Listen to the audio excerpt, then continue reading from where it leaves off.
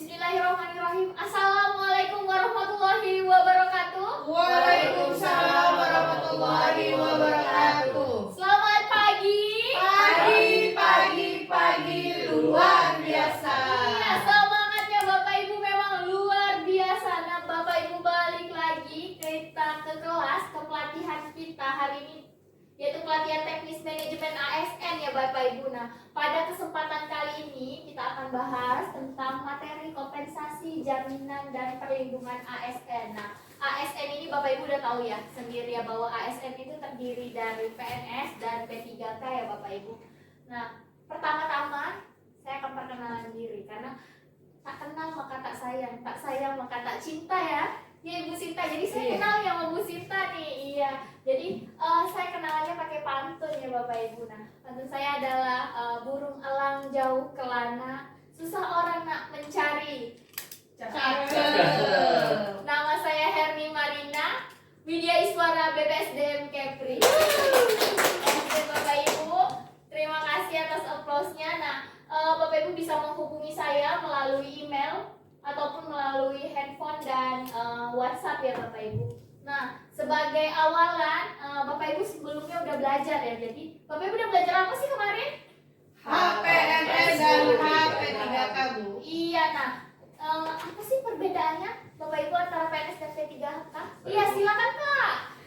Kalau PNS itu memiliki hak pensiun sedangkan P3K tidak. Iya, benar sekali. Terima kasih Pak Karisma atas jawabannya. Iya benar. Jadi PNS dan P3K itu haknya sedikit berbeda di hak pensiunnya. Jadi PNS ada hak pensiun sedangkan P3K itu tidak ada hak pensiunnya.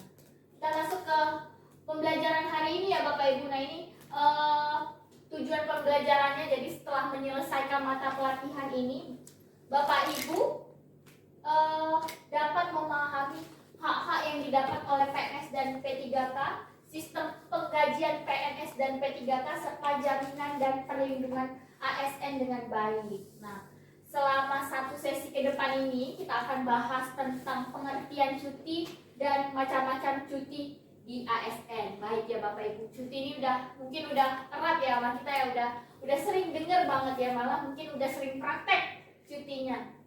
Nah, karena udah sering, apa sih cuti? Bu, Iya, silakan Ibu. cuti adalah hari libur yang diperbolehkan oleh kantor. Benar, Bu? Iya, cukup baik ya jawabannya. Terima kasih Bu Sinta ya. Mungkin cukup baik. Nah, tapi saya akan lebih gali lagi ya, atau pengertian menurut aturan nih ya Ibu Sinta dan teman-teman yang lain, Bapak Ibu sekalian. Jadi cuti itu adalah keadaan tidak masuk kerja yang sebenarnya diizinkan dalam jangka waktu tertentu ya Bapak Ibu. Jadi cuti itu waktu tidak masuk kerja yang diizinkan dalam jangka waktu tertentu. Nah, pejabat yang berwenang memberikan cuti itu adalah PPK. PPK di sini adalah pejabat pembina kepegawaian. Itu adalah kepala daerah. Jadi misalnya provinsi itu adalah gubernur, kalau misalnya kabupaten, kota itu adalah bupati ataupun wali kota. Nah, pejabat PPK ini biasanya mendelegasikan kepada pejabat berwenang yang memberikan cuti. Nah, biasanya disebut PYB, ini biasanya sekda ya Bapak Ibu. Jadi nanti sebenarnya nanti akan menyetujui cuti kita itu biasanya sekda.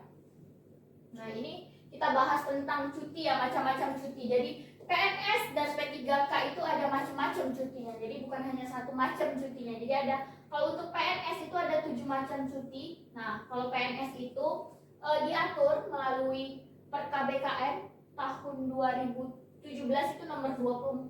Jadi cutinya tuh ada 7 ya Bapak Ibu. Jadi kalau PNS itu ada 7 cutinya, itu adalah cuti tahunan, kemudian ada cuti alasan penting, kemudian ada cuti melahirkan, ada cuti bersama, ada cuti sakit, kemudian ada cuti di luar tanggungan negara, dan cuti besar ya Bapak Ibu. Ini untuk PNS. Iya, silakan Ibu Rizka. Tanya, kalau CPNS boleh cuti nggak, Bu? Oke, baik. Pertanyaannya luar biasa nih Bapak Ibu ya. Jadi CPNS boleh nggak sih cuti? Nah, itu sering banget pertanyaan itu ditanyain sama CPNS ya. Boleh sebenarnya, boleh cuti. Tapi ada tapinya. Kalau untuk cuti tahunan itu PNS tersebut harus masa baktinya, masa kerjanya itu adalah lebih dari 1 tahun. Jadi kalau misalnya CPNS-nya belum diangkat dalam waktu 1 tahun, maka boleh. Belum jadi diangkat nih, belum jadi PNS, kemudian mau mengajukan cuti tapi masa kerjanya sudah lewat dari 1 tahun, misalnya sudah 1,5 tahun tapi belum diangkat PNS, itu boleh cuti tahunan. Tapi catatannya adalah sudah 1 tahun bekerja. Kemudian kalau untuk cuti alasan penting boleh juga. Karena misalnya cuti alasan penting ini biasanya digunakan untuk menikah, itu boleh. Kemudian untuk mungkin ada keluarga meninggal ataupun keluarga inti kita, bapak, ibu, anak, suami, kemudian sakit, itu boleh mengajukan cuti alasan penting. Dan kemudian mungkin yang untuk perempuan ya, ini cuti melahirkan, itu juga boleh. Ini kalau cuti sakit, cuti besar, dan cuti tanggungan negara ini biasanya perlu ada ininya, ada penelitian lebih lanjut lah biasanya di BKD-nya ya, apa boleh atau tidaknya.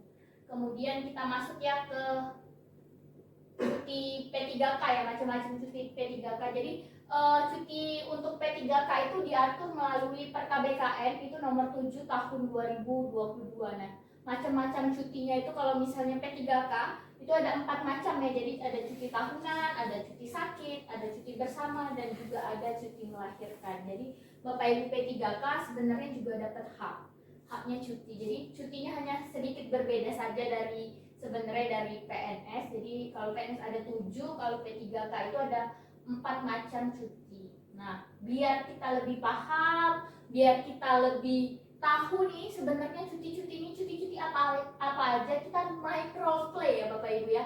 Role play tentang macam-macam cuti atau implementasi cuti.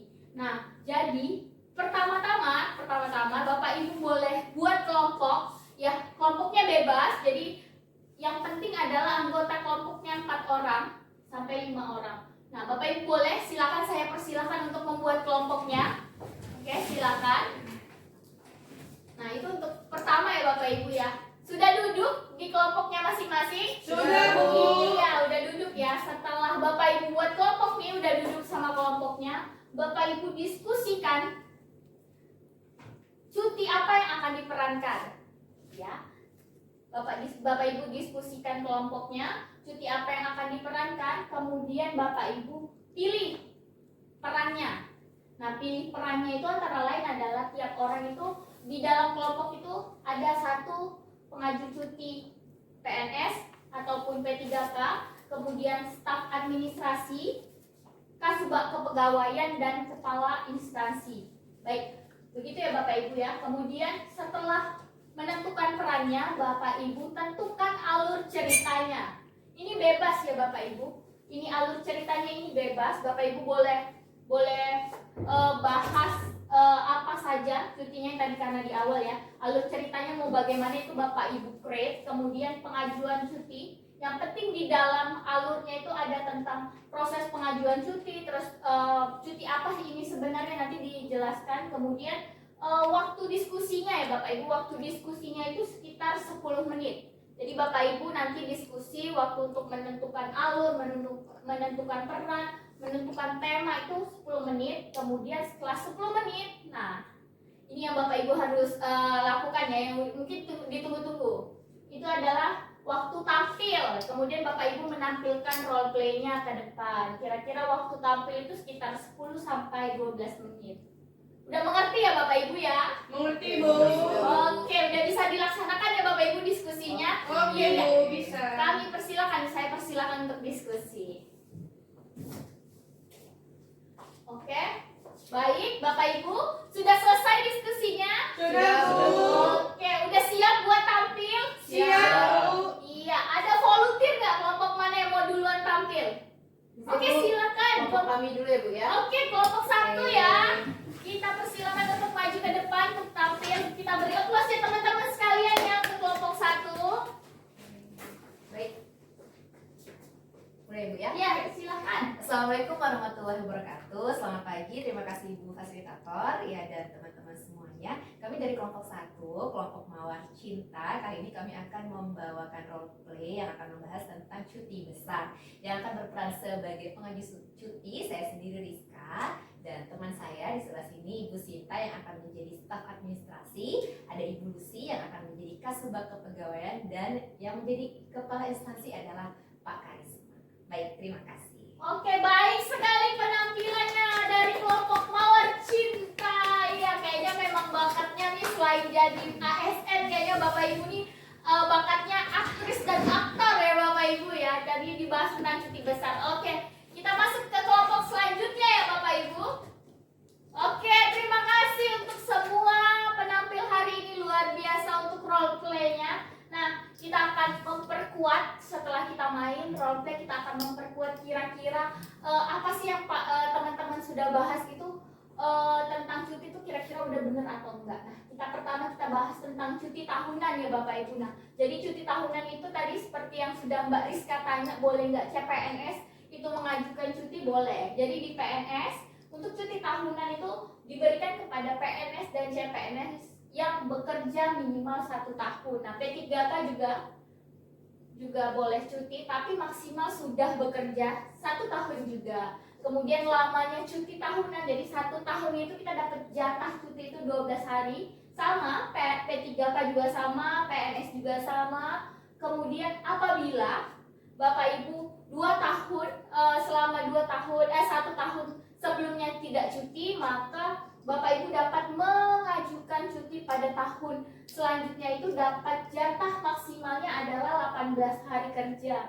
Ini sama ya, di P3K juga sama. Jadi misalnya tahun lalu tidak cuti, maka tahun depan Bapak Ibu dapat 18 hari kerja. Nah, kemudian kalau misalnya 2 tahun berturut-turut Bapak Ibu tidak cuti, maka di tahun ketiga Bapak Ibu mendapatkan maksimal 24 hari kerja. Kemudian sama nih ya, P3K juga sama, maksimal itu 24 hari kerja. Nah, ini biasanya yang diberikan pada masa perjanjian atau masa kontraknya P3K itu lebih dari 3 tahun. Jadi yang lebih dari 3 tahun ini bisa nih Bapak Ibu P3K yang lebih dari 3 tahun itu dapat maksimal 24 hari kerja. Tapi ketika Bapak Ibu tersebut 2 tahun tidak mengajukan cuti. Kemudian kalau untuk P3K sedikit ada tambahan ketika Bapak Ibu, bapaknya, ibunya, istrinya, anaknya sakit ataupun meninggal dunia ataupun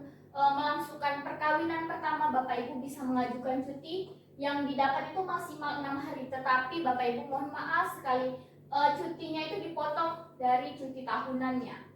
Oke ya Bapak Ibu ya, jadi yang dipotong adalah cuti tahunannya karena tidak ada cuti alasan penting yang ada di P3K. Nah, ini untuk proses pengajuannya ya Bapak Ibu. Jadi ASN itu mengajukan secara tertulis kepada pejabat berwenang, kemudian harus ada persetujuan pejabat ataupun atasan langsung tersebut. Kemudian berdasarkan hal tersebut PYB memberikan cuti ASN yang bersangkutan. Nah, ini biasanya cuti itu harus ada pertimbangan kondisi kekuatan. Nah, kita buat kesimpulannya Bapak Ibu. Nah, apa sih tadi yang kita dapat tentang cuti?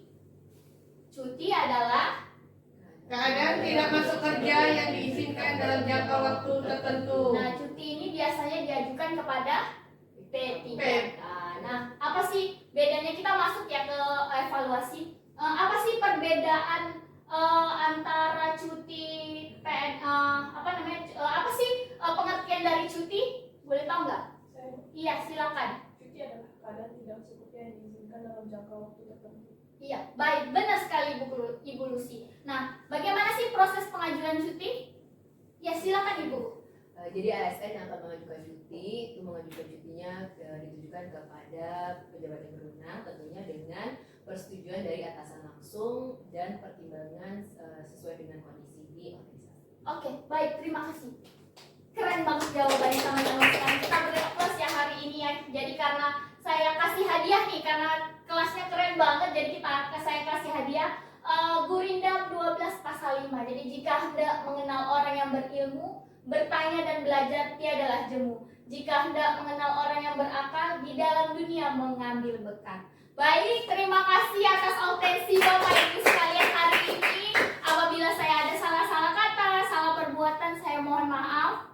Kita tutup ya Bapak Ibu hari ini dengan pantun tanam selasih di atas batu. Terima kasih dan thank you. Wabillahi taufik wal hidayah. Wassalamualaikum warahmatullahi wabarakatuh. Waalaikumsalam warahmatullahi wabarakatuh.